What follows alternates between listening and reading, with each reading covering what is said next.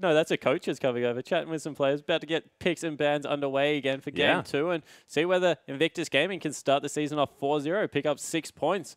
Because we talk about it, very long season, but the quicker start you get off to, the more you can start experimenting with these team comps. I'm not going to say that we're going to have the full-blown Oscars again this time around, but getting yourself in a position early where you are likely to make playoffs means that you can do what EDG did and start experimenting with subs, get people in the team, start playing some different team compositions, and really try and run away with the season. Yeah, well, you're talking about IG here, who did exactly that. They moved Pokemon out of the top lane, tried save for a little bit there, Zatai in the mid lane, then Zatai moved into the top lane. They brought Rookie back into the mid. They were doing all sorts of crazy things. Of course, the jungle and bottom lane stayed very similar, but they certainly mixed it up throughout the mid-season of the first split. I think they even had a save mid-lane game. I believe they may have done that, but look. He played LeBlanc. It was good.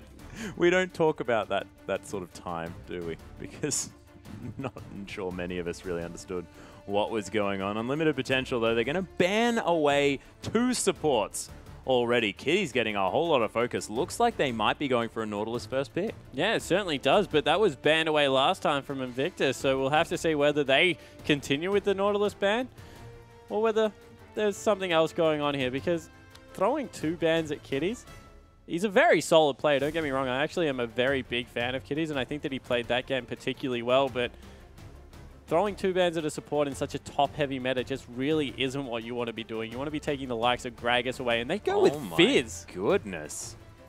Zatai getting the respect ban. Yeah, it's very interesting. IG, they can ban away the Urgot here from Scatch if they want to, but that is going to be leaving up the Cassiopeia. Of course, LeBlanc is still there as well. Unlimited Potential sort of playing with fire with this ban list, because, of course, the only standard ban in the current meta is the Alistair coming out from these guys. So everything else is reactionary. Yeah, but they're also funneling 2 really powerful picks into the hands of Invictus Gaming. Yes, they can get first pick. They can pick up their highest priority champion, most likely, as Gragas is going to get banned away. But if it's Rek'Sai, Amy managed to get it last time. Nothing really happened there. And Zatai is going to be able to get his all-important Rammus. I knew you were going to do that. So Rek'Sai is picked up on the other side of the Rift-Eye Unlimited Potential. Rammus will not be picked up. Neither will Udyr, most likely. No, Udyr is really good on the current meta. Damn it. Can't get anything right.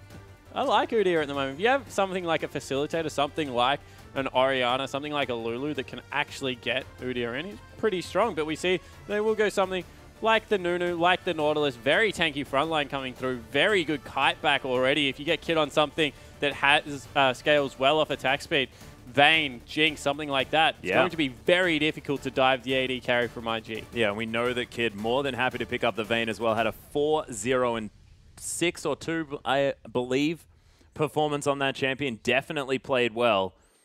And is now Unlimited Potential able to pick up another 2 picks. And of course, still a whole lot of high priority champions on the table. The LeBlanc, there's like a whole bunch of mid lanes that can be gone for here. So we'll see what UP decide to pick up.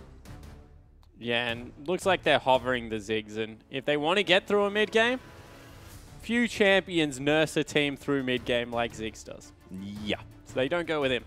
Not looking at it just yet. Urgot is being considered here for Scatch as well, as Punished is going to lock away the LeBlanc, so going all in. Wow, that was an insta-lock out of Kid. The Sivir being picked up, so this is the first Sivir game coming through from Invictus Gaming.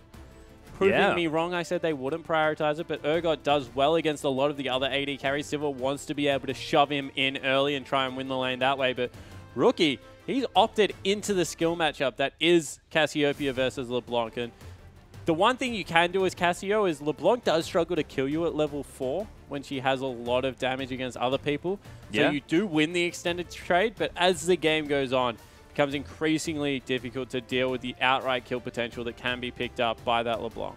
Yeah, Rookie considering the cleanse here as well in the mid lane. Although it's not going to be doing too much. Maybe can stop a chain. Nah. Yep, nah.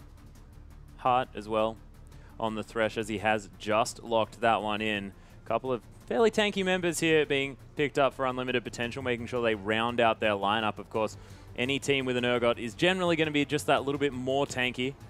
Moving on to the Rift, but now with Thresh and Nah, going to have a massive team fight possibility. And they also have relatively good consistent damage with Urgot Nah. Nah does a lot of work, especially in mid Nah form, so It's not going to be extremely lacking in damage, especially if something like a Frozen Mallet or the Black Cleaver is picked up, but have to see exactly how it works out. And maybe it's a top Cassiopeia and a mid Rise? I have no idea. Yeah, look, it's a tie. Cassiopeia top does beat Nah. Cassiopeia top is also a thing, and Rise top hasn't been a thing for quite some time. But it's a Rise top, and I'm really interested to see how Zatai plays this, because this is the first professional Rise game we've seen since the changes came through. Yeah. And you're going to have to update me on them, because I read them and got confused. I read them and got a little bit confused as well, of course. His passive Q is heaps different now. Yeah, his Q is also a skill shot now, so I believe he gains a little bit of extra damage on his next spell. Of course, still going to be reducing the cooldowns with each spell cast, but it's slightly different. Gains a slight shield, I believe, after throwing out a few of them. But I recently played him trying to figure out how he works, and I'm still not entirely sure. All I know is his Q is now a skill shot, so it's not as easy to play, so I sort of gave up. All right, so they added range. I actually did read it pretty extensively. So they added range to the Q. Thank you for taking me through it. A little bit less AP scaling there. His E is now much more AoE focused at all points of the game. And when you get up to your 5th or 6th spell, you do augment the rest of your abilities a little bit. So thank you, Atlas, for coming through with the goods. Man. But life looks great from underneath this bus one, I promise you. We'll have to see exactly how it works out in the one-on-one matchup, because Nah is a lane bully, and one thing that Rise has always been is fairly squishy without items. Yeah. Gets tanky through his build path, but without items, he can be dictated to in lane and is gated by things like mana in his range. So we'll have to see whether Zatai can hold up in this 1v1. Yeah, and isn't it about unlimited potential potentially going for something like a lane swap? Not entirely sure, but ladies and gentlemen, let's get on to the Rift.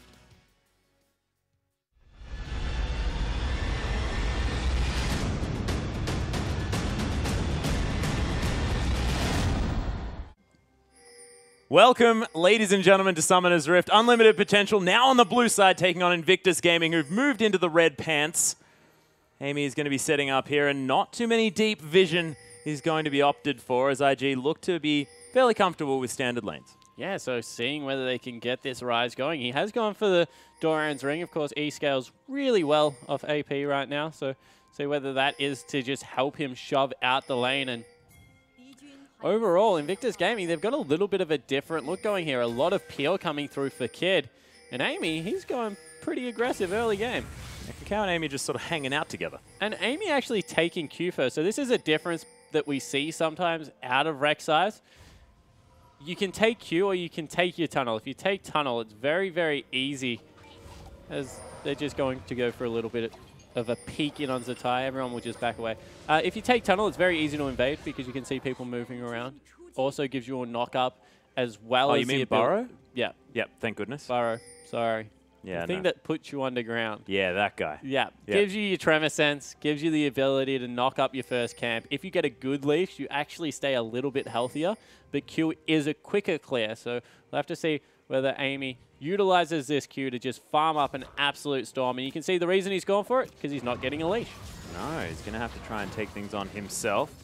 Kid and Kitties are actually going to get donated the Gromp, and this is something that Nunus often do as well, because they have no trouble in the jungle. Cacao's just going to smite the Gromp and then head towards the blue buff, so just going to have that bit of extra damage from the Gromp, and then hand over the experience to his bottom lane. Yeah, and really smart ward coming out of Heart down there. He's actually warded the red buff late, because generally what Nunus like to do is smart and then just beeline for the red buff on the other team, especially if you know they're not going to do it. Won't be the case this time around. Cacao will start his own blue, but there's less danger of an invade coming through from a Nunu. Yeah, Amy going to be starting off these Wolves here as well. Does have that burrowed ability, so he's going to be getting a little bit of his health back. Is punished, continuing to put pressure on. Very aggressive positioning here in the lane. Is the poison not going to land? Rookie just waiting Rookie's for missed the wave. Twice now, though, because he wants to try and all in here, but he hasn't been able to nail any of the poisons. And once again, Kid's been able to shove Sketch in underneath the turret. Yeah, Sketch, of course, not going to have a whole lot of wave clear early on as this Urgot, but you're exactly right. He actually has a decent amount, because you can just keep firing Qs at minions. So it's not horrible. He doesn't have the AoE wave clear, but he's kind of like Ezreal in the fact that he can shove if he chooses to. Yeah, of course, we'll see how he manages to work with his mana. Of course, now does have a massive mana pool to play around with if anything is going to go down there in that lane. Yeah, so we'll have to see whether he can use it for some harass. Ooh, punish. Actually putting a Bit of a lesson on here for Rookie. Rookie getting shoved in relatively hard. Needs to start pushing that back, because if anything does go wrong, he's in a little bit of trouble. Most certainly is. Does have a huge creep wave there. Has is only behind a couple of CS, so as far as that farm is concerned, not going too badly. But what you've got to worry about is the fact that Punish can go all in and maybe pick up the solo kill if he falls a little bit too far behind before 6. Yeah, good timing out of Long in the top lane. Gets a ward down. Kakao not going to be spotted out, however. And an early roam coming through from Punish into the bottom lane. Yeah, the pings are going to go out here as Kid and Kitty's moving back. Oh, Kitty's needing to use that Titan's Wrath. Man, there's the dredge line as well as Hart down to about 150 health, and Punish has to come in just to try and do damage control. Yeah, he just had to show himself so they didn't continue to aggress. He's going to lose the whole creep wave, and all of a sudden, with that roam, he's kind of lost 2 lanes by himself. Yeah, well, I guess he didn't actually lose the bottom lane. You know, I think that was probably Hart getting caught, but Hart went in. Definitely... Hart didn't get caught. Hart death sentenced in. All right. Okay. So intentionally... But of course, oh, there's another dredge line though. The stun coming through from the passive. Staggering blows is going to do a bit of work, but nothing too much going to come from it. Very cute there out of Kid. He's actually picked up the poison himself and then went and stood on top of his AD carry with that big champion model as Rookie. Yeah, there's the chain down as well. No ignite going to be used from Punish, so that's going to cause Rookie to probably head back because not going to be able to stand up to the next round of burst from Punished.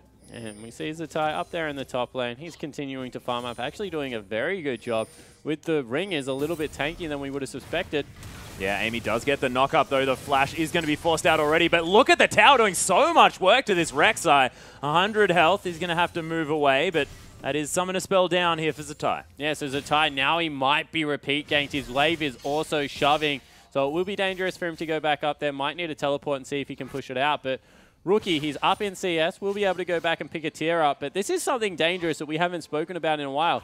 The double tier comp coming through for Invictus Gaming from both Cassiopeia and Ryze means that until about the 22-minute mark, they're going to struggle to fight for dragons. Yeah, if only IG had have picked up the Urgot, they could have had triple tier. Maybe even in Italy as well. So many tiers. But not going to be happening this time. Of course, they do have the double. But from the solo lanes, we haven't seen this in a very long time. Yeah, so it will mean that there is a slight delay in any power coming into the mid game. Also means that they will be reasonably tanky once the evolutions come through, just because of how the Ceres Embrace works. Unless the Zatai goes for a cheesy mana unit in there. And really will change the pace of the game than what we saw last time. Yeah, Spell Flux is being thrown out relentlessly there by Zatai, making sure that he's stacking that tier and, of course, trying to get some damage down on these minions. Shoving them forward. Yeah, I actually want to see whether he's maxing the E or maxing the Q, because there is a little bit of a different change of thought up there. He is going with the E for the AoE wave clip. Yeah, Long actually getting damaged down here by Zatai. Nice work landing repeated Qs. And he's still that machine gun mage here in the top lane. Yeah, so you see him trying to throw it out there, but the E helping him shove out the wave and making sure that he can always stay aggressive. And oh, another Rune Prison as well. Zatai wishes he had the flash just so that he could finish off that kill. Meganar almost hanging around here as Amy is going to head over. Spotted Kakao just a little bit, but there's a knock up underneath the tower. Zatai does have his ult available. We'll see whether he pops it, as that Q looked like it went straight through Amy. But Boomerang not going to find the mark. Zatai with 400 health just going to be heading back towards his top lane. Even farm both of these top laners, but it's a very dangerous situation. Tremorsense knows that Kakao is there, and Long just being a nuisance yet again. Yeah, but being able to stay equal as Ryze and Elaine is now Kakao being caught. Yeah, Kakao does have to be careful now as well. Doesn't want to get knocked up as Rookie. Man, as soon as anyone moves around, the Cassiopeia is well and truly respected. So that Petrifying Gaze could really turn things around. The Nara to the wall here onto Zatai as the wallop lands as well. Zatai trying to turn this one around, but no! Long picks up the kill, and this guy's Nara has been pretty impressive, and I was wondering whether or not Zatai be able to overcome it. Looks like Long is able to pick up the first kill up there and first blood. Yeah, so grabs the kill up in the top lane, and that's just going to mean worse things, because as we said, Ryze, if he can stay equal, becomes this late game terror. But if he falls behind at any point, especially now that he's going Hex Drinker on the Gnar, it's going to be incredibly hard for Zatai to shove him around. And Nunu doesn't really add much to the ganks. Not going to be really the pressure jungler that we saw out of last game, something like the Gragas. So it's going to be hard for Zatai to get back into this one. Yeah, Scatch You can see actually ahead in farm just a little bit. Huge creep wave available for Kid to pick up though. But the bottom lane not going as far in IG's favor as it did in the previous game. Rookie able to pick up a blue buff for himself. So again, I mean, Rookie not exactly on sort of the mid-game powerhouse of Ahri that he was last time around, but see whether he can make things work. Okay, that's probably a good point. But you're not going to necessarily be sitting in a... Oh, you can sit in a brush and just prepare for a kill, can't you? Because Petrifying Gaze is pretty good when people face check. So I'm just going to stop talking about strategical things and just let you take care of that one, Spawn. Rookie, though, is on Cassiopeia, so going to be scaling very, very effectively into the later stages of the game and going to have so much Baron damage. I can be pretty confident on that one. Yeah, definitely. Cassiopeia really shreds through those objectives. Also, will allow Rookie to go... I want to say probably skip the Abyssal Scepter this game and just get something like... Oh, whoa, the chain's not going to land here as all punished. Doesn't get stunned by the Petrifying Gaze, only loses about a third of his health. So it was a bit of an awkward fight there. There's the 2v2 in the top lane as well as Zatai. He has popped the ultimate. The Hexdrinker trying to get burned through. Long getting taken down solo. Nas them both into the wall, but is going to die just before that ultimate does go off. And Amy not going to be able to do too much here as well. Sketch actually going to get the swap onto Kid, but that may have been a dangerous decision. The box is down. Kid trying to get some auto attacks off as Sketch. Oh, the boomerang on the return. Going to pick up the kill. Hart now at about 300 health is going to have to get underneath that turret and try to survive. Punished wants to be able to punish IG for going that deep. Won't be able to. So in the end, Kid picks up a kill for himself. 1-0 in that bottom lane. Able to get some more control back. And when Urgot starts losing a lane, that's not good.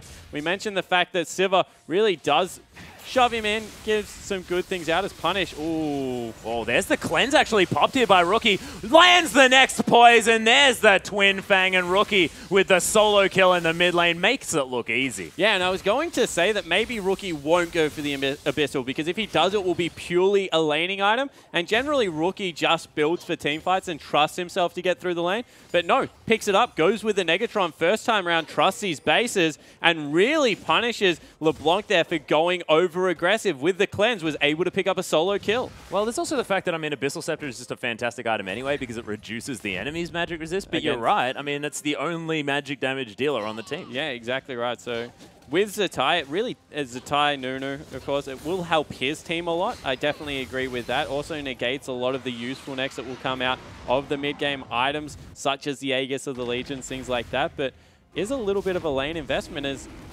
IG, they're going to pick up a dragon, but Zatai is in some trouble top lane. Yeah, he's possibly going to get collapsed. That is 3 members. He's going to use the flash and the ultimate. A lot of movement speed. Unlimited potential, unable to catch him. Yeah, no ultimate available out of Long up there, so weren't able to get anything going. And this means they might even lose the turret bottom lane for their trouble. And they didn't even stick around to shove that one in, so everything coming up IG right now. Most certainly is. There's the distortion from Unpunished. Oh, actually, his name's Punished, not Unpunished, as he actually used the Mimic as well to try and continue the chase, but nothing going to come of it. Rookie's just going to head back. Yeah, so everyone just kind of going back into a lull, and this game really is Invictus's to, I guess, lose right now because there's no acceleration coming through, and we mentioned the double tier already. They're not being punished for it whatsoever. Yeah, Amy actually going to find Rookie here, who does have the flash. There's the Petrifying Gaze, going to stun up Punish there just a little bit. Uses the flash maybe a little bit late as, oh, the damage is enough from Punished, and he locks down the follow-up kill.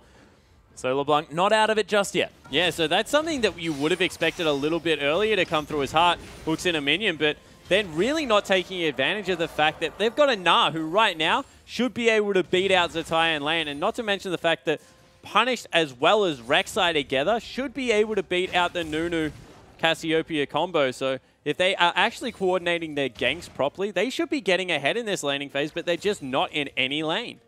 Not quite able to, as Zatai has picked up a blasting wand on top of that Catalyst, so very close to the Rod of Ages now as well. 13 minutes into the game with a Tear and a Doran's Ring as well is very decent timing here by this top lane Rise. Only 3 CS behind, and like you mentioned, I mean, the laning matchups definitely should have been going in favor of Unlimited Potential, but and at the moment, IG ahead by 800 gold. Kid now even getting on the train, he picks up some gold generation himself. Yeah, let's continue the lull. Avarice blade. Let's just stall this out for as long as possible. Make sure we're picking up some items for ourselves. And you see that Invictus Gaming, they just want to make sure that they're going for as late game as possible. Yeah, Zatai farming up as best he can underneath this turret. As I believe we do have a slight pause.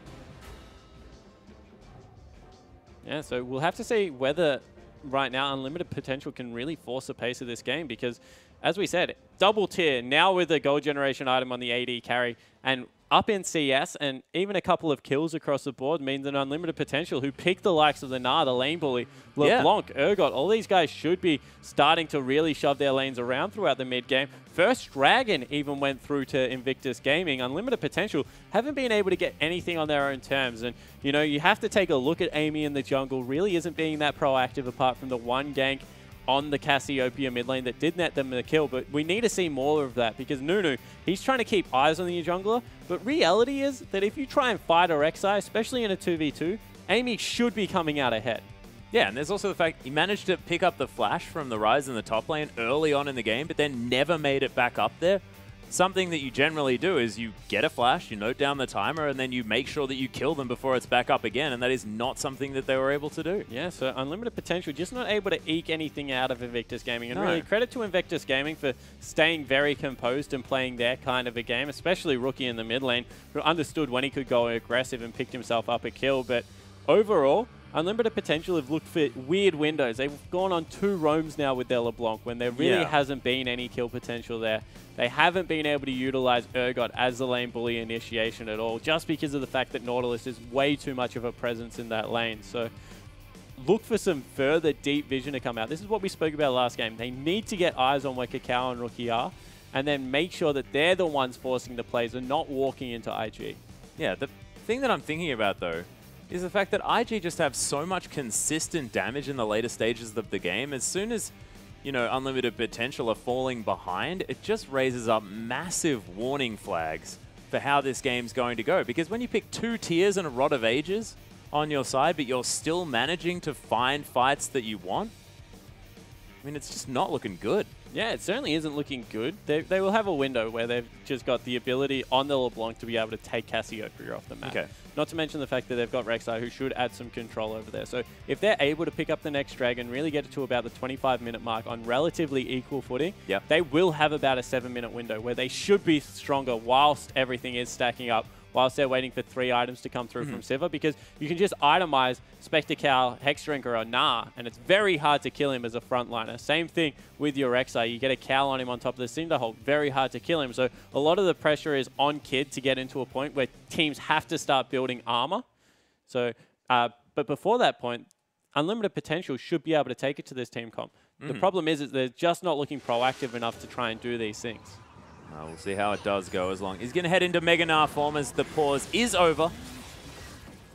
And top lane outer turret did eventually fall down. It is going to be bottom lane outer falling as well, as IG were able to answer. So very even as far as these global objectives are concerned, as Rookie throws out some optimistic poison, and there's a decent Mimic from Punish to get some damage down.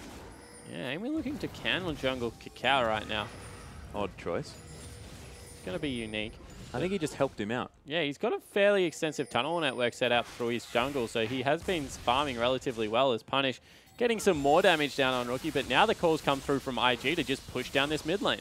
Yeah, well, Kid had managed to succeed in pushing down the bottom outer turret, so he's just going to move to the next one on the map. Punish, you're going to try and clear this one out as best he can, but can't manage to kill all of the minions just yet. A 4-stack of IG members in the mid lane.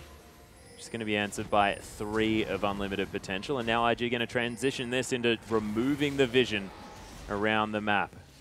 Yeah, Unlimited Potential doing a relatively good job this time around to keeping vision fairly neutral, however. Cow going to be able to sweep out another pink ward. Finally, Roller picked up by...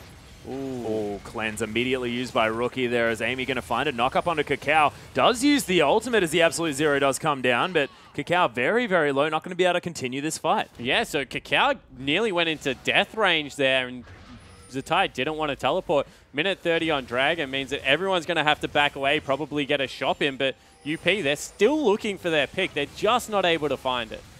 No, Kid might find some free time with this tower, though, as Hart wants to get the Descents. There's the Flay, though. Kid going to get slowed down from that one. Descent's not going to find him, as there's the combo from Punished. Forces out the flash. Petrifying Gaze at max range over the wall, but Punished is going to survive that one, and no one really finding the in that they were looking for. But these are all wins for Unlimited Potential. They get the Petrifying Gaze out. They get the flash and the cleanse out of Rookie as well as Kid. So now that the next Dragon fight, 50 seconds away, they should be able to fight this because a lot of key summoners are down at the moment, and that might mean that LeBlanc's able to get in there and do some work. Yeah, Punished looking to try and get something done. Of course, the Negatron Cloak making things hard.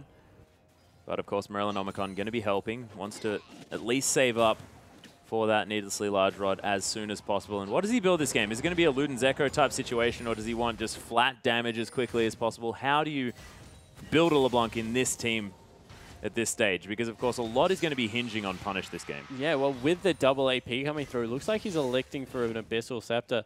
I like the Luden's Echo on LeBlanc. I think it gives her a really smooth curve. It allows you to kind of do what you did with DFG in the past and take people out. Movement speed is a very underrated stat when you look at Luden's Echo. It's something like 9%. Yeah, it's which crazy. Is just ridiculous. It's a lot of hidden power in the item, and you can get multiple rotations out there. So going for a little bit more of a team fight feel here, making sure there's some survivability as well on the LeBlanc, and 3 members strong now on on Unlimited Potential. Zoning Zatai away from this means that they'll probably give up another Dragon. Well, it is going to be at least the inner turret in this bottom lane as well, as Kid's going to use that Ricochet to try and get some more attack speed. Teleport is actually going to be used by Long as well. Does defend the inner, but that's a huge cooldown now down for UP and the top lane. No more pressure up there. Yeah, and we complimented UP before this game on their pick ban phase and their shot calling in game, and they've looked really bad today in the shot calling front because that was just, there was no reason to pressure the top side of the map. Dragon was the next objective. You just burnt a key ultimate as well as the flash on the AD carry. They had things in their favor, and they just weren't able to like get any form of fight that they were looking for. No, and they used the teleport as well, which meant that IG knew that they could easily take down the Dragon without any contest. There's decent Q there from Zatai. He's going to flash over. Gets exhausted, though. He's most definitely dead. Punished.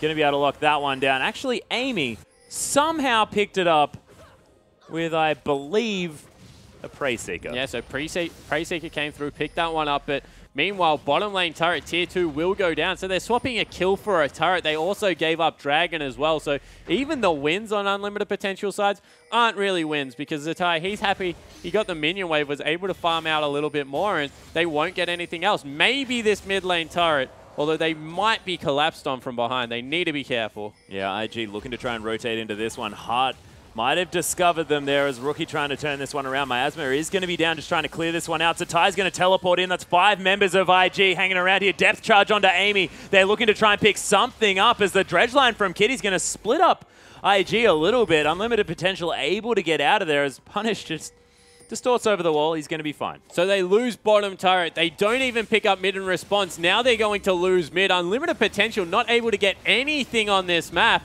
And Invictus Gaming, rotating around as a 5-man unit, just looks stronger right now. Yeah, this is going to be the turret falling down as well. Ooh. Oh, not quite. The poison is going to go on to Long as well, but that is a love tap away from death. A cool breeze may knock down that turret. Still looks relatively sturdy, to be honest. But don't trust it. Blue buff is going to go down to Punished here as well. He just distorts back. Don't trust it. No, don't trust it. It's not quite as stable as you'd think. Sort of like that bridge you don't expect is going to fall down, but then it falls down. Which bridge was that? I don't know. It sounds like a really scary story, though.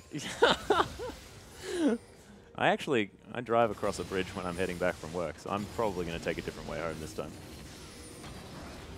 Very frightening. Zatai, though, does pick up the shield from his new passive spawn that you so eloquently told us is now a thing. Thank you for that.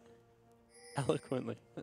I felt anything but today. As we see IG moving around the map, they've got about a 2,000 gold lead at this point, getting some key item spikes as well. The Abyssal's finished up, Infinity Edge, as well as moving towards that Archangel's for the tie as well. So the tier's nearly getting towards fully stacked. We said it'll be about 21 minutes. Reality, probably about 25 minutes for Cassiopeia and Rise, just because of when they were picked up during the laning phase. And unlimited potential, apart from that top lane turret, really haven't been able to grab anything on this map so far. No, and Kid easily able to wave clear this one out as well. Only one turret has been taken for unlimited potential, as Zatai's got a bit of attention there in the top side, but he's still only behind 3 CS here against the lane bully. Has picked up that Rod of Ages, now at 5 stacks as well, so that's going to be stacked up at about the 26-minute mark, and once that's there, he's probably going to have a Seraph's Embrace as well, because Rise able to spam out those abilities so quickly. Rookie is going to dodge out of the way of the chain, but still taking a large amount of damage. Yeah, but with the Spell Vamp coming through now from the passive, able to top himself up from these things. Not really much going well for unlimited potential right now. Not able to bully out Rookie at all. He's had a completely fine laning phase. 40 CS is a difference in the bottom lane. Sivir is absolutely massive compared to Urgot, who has got a Black Cleaver. Oh, again, Rookie taking a combo, but look at that damage. There's the staggering blows as well as Kitty's. Yep, there's the warm breath. See? Misleading, because that did not look like it was about to just crumble down like that after one little boomerang. It was a Cassiopeia. Oh, was it? So a snake spits on it and it less falls than down. That, yep. Ridiculous. Okay. So I feel redeemed. Kid is going to head up to try and pick up the last remaining outer turret on this map, as IG going to pick that one up as well. Of course, the inner did fall in the bottom lane as well. They've got a few turrets yet to take. Yeah, the teleport advantage is actually in unlimited potential's favor, and that's why IG have to back away here. About 10-15 seconds until Zatai's is up, and when that is available, I'm sure that they'll both be happy to fight over this turret, because Invictus Gaming, all of a sudden with the upgrade out of Cassiopeia, really have hit their stride in this game. Yeah, Seraph's Embrace, like you mentioned, is going to be there, augmenting that Abyssal Scepter just a little bit. Cacao at half health, took a bit of a combo. Zatai actually blows the ultimate just to try and pick up some extra farm underneath this turret in the bottom lane, protects that one for quite some time. As he's going to go back, possibly pick up the Archangel stuff. We'll see whether it's going to be an instant Seraph's as he locks that one down. It is going to be Seraph's Embrace straight away. Yeah, so 23 minutes. That's a great click to have 2 fully upgraded Seraphs on the map, and all of a sudden, that power trough we said that Invictus Gaming were going to go through is completely gone. Right now, they are happy to fight over any objective. Yeah, that one is most definitely over. That's 8 stacks on the Rod of Ages here as well. Only a couple of minutes, and they're going to be at full power as far as those items are concerned. So already, like, he's ahead by 50 gold, is Zatai. Yeah, run. There are 3 people heading into your lane right now. Kitties is the last one. 20 seconds until Dragon is up. They are sending Rookie back to base, but right now with the Rise as well as a Cassiopeia, very hard to contest Dragons against this team, because magic damage, especially consistent magic damage, the likes of Cassiopeia, Rise, Karthus, really do like completely tear neutrals apart. Yeah, Rookie decides to go with the Mercury's treads as well. Doesn't want to get CC'd to death, and that's a fantastic choice on a Cassiopeia. You already have so much consistent damage. One of the main damage gating moves is just to CC her up, so try and reduce that by as much as possible. Yeah, exactly right. Not to mention the fact that he's already got the Abyssal, so that's kind of the Sork boot part of his build done. We'll go into Avoid stuff later on, so is able to get a lot of defense against the magic damage that's coming through, because he's got a lot of hidden MR in his build, and still does ridiculous amounts of damage. So I completely agree with you. Vladimir is another champion that I love to see Merc Treads picked up on. Rise, of course, has always done better with Merc Treads or Ninja Tabby, and we'll see that as this tank meta continues to evolve, more and more people will start picking up Mercury Treads. Yeah, and I'd like to see some Leandri's Torments as well out of both of these AP carries from IG. But Cacao, there's the ultimate. Absolute Zero is down. As Heart's going to get the full brunt of that. Long's going to teleport in, but he's got no Naba. Amy almost down to no health as there are the Twin Fangs. Oh, punished. He's going to get ulted up by Rookie, as well as Sketch. Flashes over the wall to try and escape. Does use the heal a little bit late, as well as Long. Oh my goodness, this consistent damage from IG. Completely terrifying. And Sketch, he's going to have to try and get out of there. IG, they have their run of the base if they want to. They can go do Baron right now if they want to. They've still got Cassiopeia, not to mention a blood-boiled Sivir. So 25 minutes into the game, Invictus Gaming will head towards Baron and pick that one up. And Zatai survived for a surprising long time with the Sarah shield, with the shield from his passive coming through, was able to trade 1-for-1 on the backline, and that was just beautiful play out of Kid and Rookie to continue to get maximum damage out. Yeah, the classic Zatai sacrificial lamb play where he just soaks up all of the damage, but you're right, they had so much consistent work going on because Rookie was just able to Twin Fang everything in sight. Yeah, and the orb walking coupled with the Twin Fang was really just nice to look at there. Really good mechanics shown. And not to mention the Kid, he had Blood Boil on him for the entirety of that fight and did not get scratched. That's an Infinity Edge Static Shiv now going towards the makings of the Last Whisperer as well. And all of a sudden, you need to build MR to get away from the Rise, to get away from the Casio, but Sivir is definitely here in a big way, and they need some maybe Thorn Mails just so they can keep going towards health, because otherwise they're not going to be in a good spot. But if we take another look at this, Kakao starts it off and both teleports come through. Mega Gnar was already used though, so when Long's in here, he's actually Mini Gnar and he's exhausted. And Zatai, you see the shield coming through, able to trade 1-for-1, and from there, it was just all about Rookie and Kid. Look at the consistent damage coming through from the backside of the team fight. And Kid, with that Blood Boil on him, moving so quickly because of the passive as well, he's just going to be able to chase you for days.